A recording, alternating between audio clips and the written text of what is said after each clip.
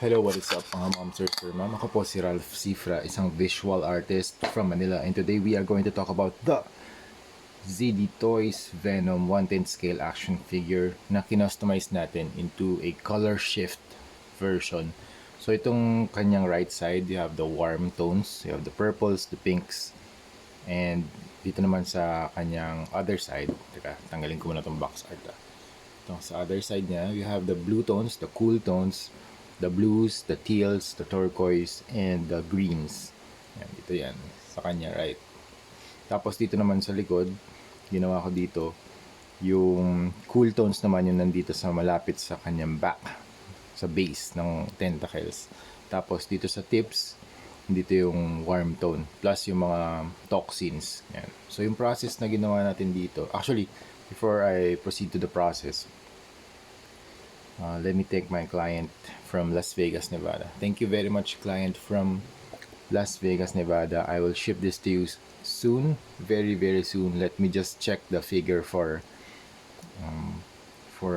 let me just explain the details that I did, or the customization repaints that I did here in this Venom ZD Toys canvas. So, natutuwa ako sa ZD Toys talaga kasi kahit na walang articulation, very limited, I mean basic articulation ditong Venom na to, the sheer amount of plastic na makukuha nyo dito sa ZD Toys na Venom, super cool. And I think actually 9 inches tall siya, so ang daming niyang plastic talaga. I think it's the best canvas for customizations like this kasi yun nga, ang laki ng real estate na na pipintahan natin. Tapos may mga textures pa, pag nag-dry brush kayo lalabas yung mga textures niya. So tuwan-tuwa ako sa Venom na to, kaya in the near future, in the next few months, gagawa pa tayo ng maraming color shift and anti-venom and Venom X Punisher. Okay? So yung process natin na ginawa dito, nag-sculpt tayo ng additional weapons using moldable plastic. Yan, shout out to my wife. Siya nag-recommend sa akin to use that material. It's very, very nice. So when it's hot, ang tawag dyan thermoplastic beads. When it's hot, you can mold it. When it's cool, super rigid niya. Okay? Tapos kung ayaw nyo tong shape na to, pwede nyo i-reheat and remoldable ulit siya, reusable. Okay, gumawa ako ng symbiote longsword sa kanyang right hand. Gumawa rin ako ng claws dito sa kanyang left hand. And ano pa ba? Ano pa ba yung mga weapon? Ito. Dito naman, gumamit tayo ng glue gun para dito sa base. Yan, yung logo niya. Tapos dito naman yung sa box art. Ito, meron tayong box art dito. Yung logo ni Venom. Tapos, yan, glue gun sa face ng box, sa front part ng box. Okay? And then we have my signature right here sa sides. Tapos, yun. In terms of colors, ito yung mga ginamit kong colors. So, primer black muna. Tapos, ito yung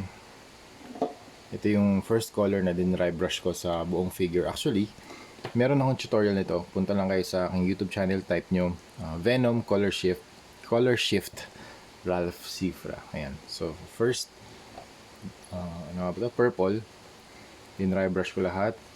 Tapos, cobalt blue dito sa right side. First color dito sa cool tone. Cool tone tayo, cool tone muna. Cool tone. Tapos, yun nga, cobalt blue. Yung dry brush. Puro dry brushing application na. Ayan, lagay natin dito. Ayan. So, yan, ulitin natin sa center ito. All over the figure. I used purple. Yan. Using the dry brushing method. Cobalt blue din, dry brush. Tapos, PH149 light turquoise. And then, yung pinaka-highlight dito, yan, phthalo green plus white. Yan. So, yan yung nasa cool side. Sa warm side naman, gumamit ako ng magenta and pink. Yan. Tapos, para sa mga toxins, ito yung ginamit ko, fluorescent green. Super cool pala nitong fluorescent green kasi pag natutukan siya ng RGB lights, nag-glow siya. Yun. Meron din tayong blade, yung bladed weapon niya.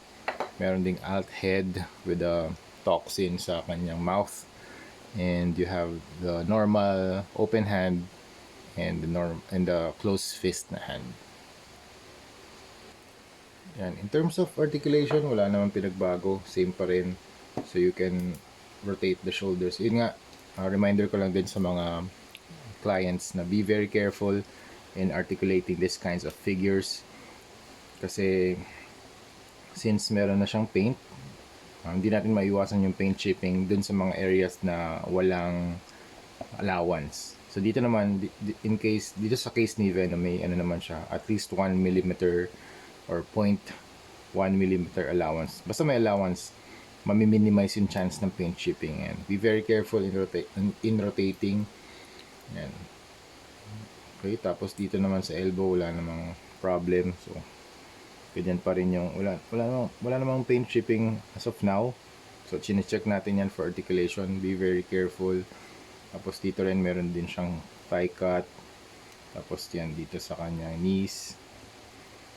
So, all goods naman. Okay.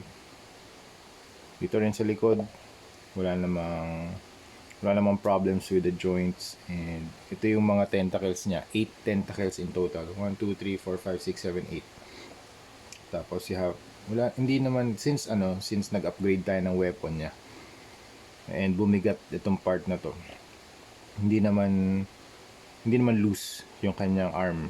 Okay, kaya niya pa rin mag-pose ng ganyan. Okay, kahit na medyo mabigat tong plastic, itong part na to. Kasi yung longsword mabigat eh. Compared dito sa kanyang compared dito sa kanyang left hand. Okay, so yun mga ma'am sir, ayos. Ship na natin to papuntang Las Vegas, Nevada. So, okay, thank you very much for watching and see you sa next video. Bye bye.